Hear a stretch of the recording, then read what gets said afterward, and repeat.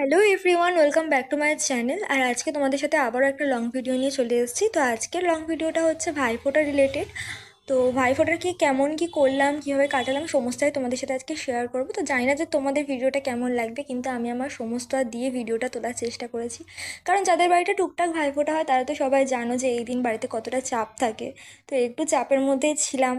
তো সেই তার মধ্যে দিয়েও ক্যামেরা নিয়ে ছোটো ছোটো ক্লিপ নিয়ে তোলার চেষ্টা করেছে, তো সেটাই তোমাদের সাথে শেয়ার করব। তো প্রথমে ভিডিওটা শুরু করেছে মাংস কষা দিয়ে। তো ভাইফোঁটা তো অবশ্যই মেয়েদের কাছে খুব অন্যতম একটা উৎসব বলতে পারো।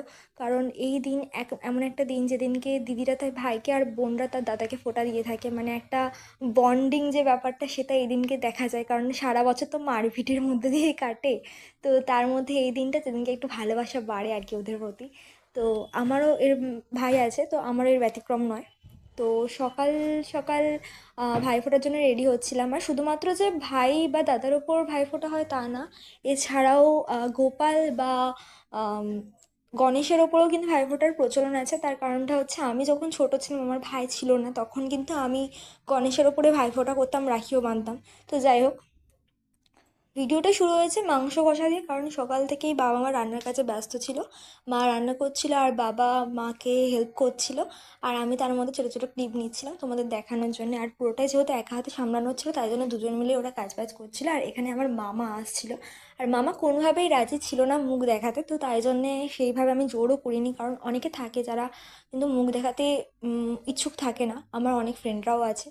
তো যাই হোক, এখানে আমি ভাইফোঁটার প্রস্তুতি নেওয়ার জন্য আমি একা হাতেই সমস্তটা গুছাচ্ছিলাম, যেমন ধান দূর্বা বা যে গলায় মালাটা পরতে হয় সেটা, দই, সমস্ত একা গুছিয়ে নিচ্ছিলাম। আর ভাইফোঁটার রিচুয়ালসের মধ্যে যে 5 রকম মিষ্টি আছে সেটাও কিন্তু গুছিয়ে নিচ্ছিলাম।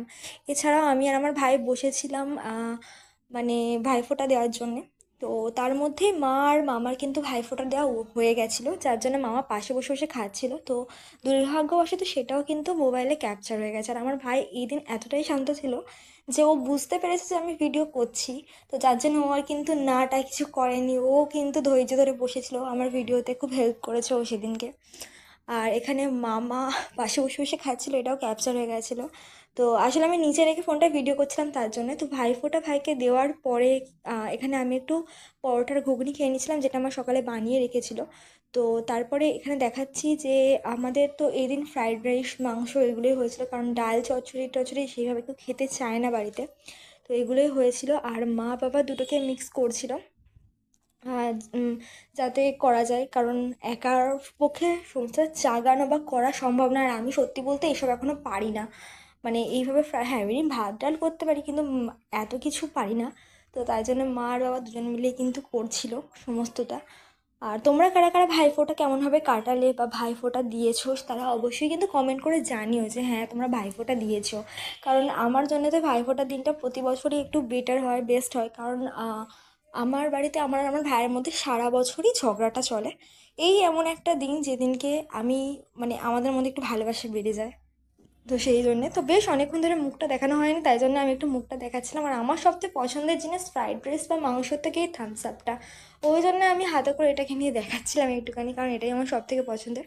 তো তারপরে একটু খেয়ে নিচ্ছিলাম। আর মেনুতে কী কী ছিল সেটা তো দেখিয়ে দিলাম তোমাদের সাথে, এরকম একটা মিনি ব্লগও শেয়ার করে দিয়েছি।